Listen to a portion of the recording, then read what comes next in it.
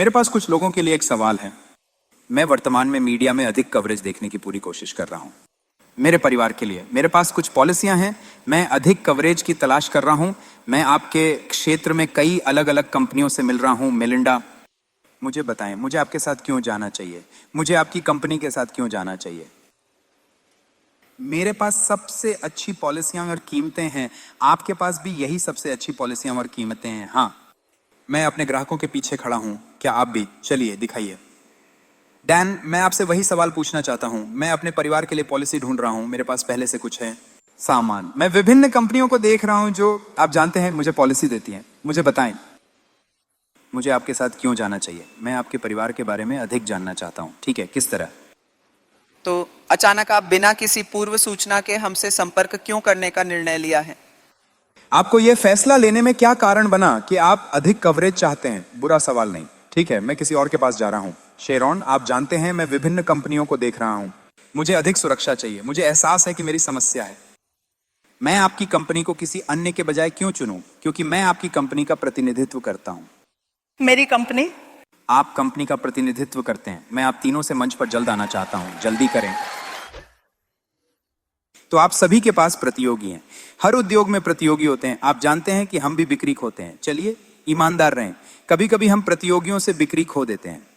अगर मैं आपके प्रतियोगियों से वही वही सवाल पूछूं और मैं कहूं, आप जानते हैं मैं विभिन्न कंपनियों को देख रहा हूं, मेरे पास पहले से कुछ कवरेज है, मैं आपके साथ क्यों जाऊं? आपको क्या लगता है आपकी प्रतियोगिता क्या कहेगी?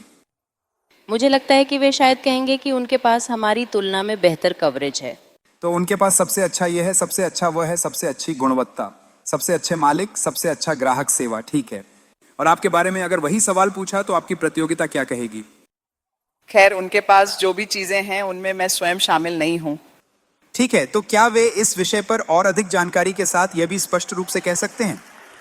मेरा मतलब वे भी वही कह सकते हैं। वे कह सकते हैं, अरे तुम मुझे खरीद रहे हो, न कि पॉलिसी को। अगर वे भी वही कहें तो? मूल रूप से मेरे पास जो ज्ञान है और जो मैं प्रस्तुत कर सकता हूं उस पर आधारित। और मैं आपकी कैसे मदद कर सकता हूं? क्या उनके पास ज्ञान है? क्या वे मदद कर सकते हैं? वे मदद कर सकते हैं। ठीक है, तो संभावित समस्या क्या हो सकती है? अगर हमारे संभावित ग्राहक महसूस करते हैं कि हम सभी एक जैसे लगते हैं, क्या यह हमारे लिए समस्या हो सकती है? ठीक है, अच्छा, आप लोगों को रिहा किया जाता है। चलो डैन, मैंने तुमसे ही नहीं पूछा। अब हे, मैं तुमसे वापस आऊंगा। मेरे पास तुम्हारे लिए कुछ और है। मैं तुमसे वापस आऊंगा। ठीक है,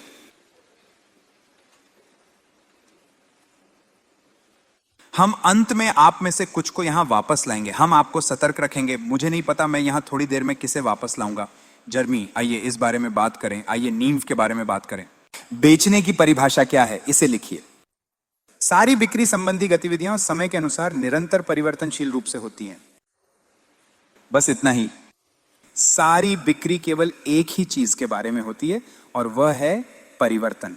तो चाहे आपकी संभावनाएं कुछ नया चाहें या वे दर्द से दूर जा रहे हैं, यह सब किस बारे में है? यह परिवर्तन के बारे में है। यह इस बारे में है कि आप कितने अच्छे हैं अपने संभावित ग्राहकों को यह सोचने में, प्राप्त करने में कि अपनी स्थिति को बदलने से। इसका क्या मतलब है? इसका मतलब है कि जो आप पेश कर रहे हैं उसे खरीदना, आपसे एक नीति खरीदना, कि ऐसा करने से उनके लिए यह बिल्कुल कम जोखिम भरा होता है, बजाय इसके कि वे कुछ न करें, वर्तमान स्थिति में रहें, उनकी समस्याएं वैसी ही रहें और कुछ भी कभी नहीं बदलता, जो वास्तव में अधिक जोखिम भरा है। अब आपकी समस्या यह है, मानव प्राणी परिवर्तन पसंद नहीं करते। तो एक सेकंड के लिए इसके बारे में सोचें।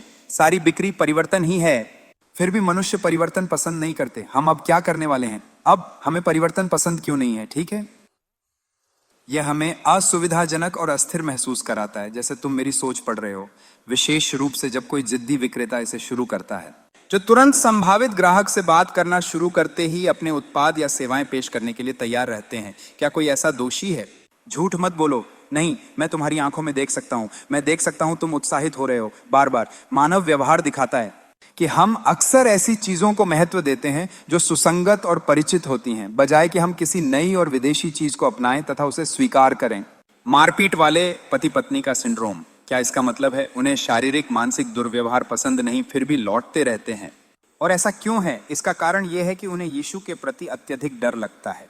ये एक नई चुनौती है। तो यही हम वर्तमान में सामना कर रहे हैं। हर एक बातचीत में, हर संभावित ग्राहक से जिसके साथ आप कभी भी बात करेंगे, डरते हैं वे परिवर्तन से। अब मैं चाहता हूं कि आप इसे नोट कर लें। हम इस चीज को इस समय बाजार में नहीं बेच रहे हैं,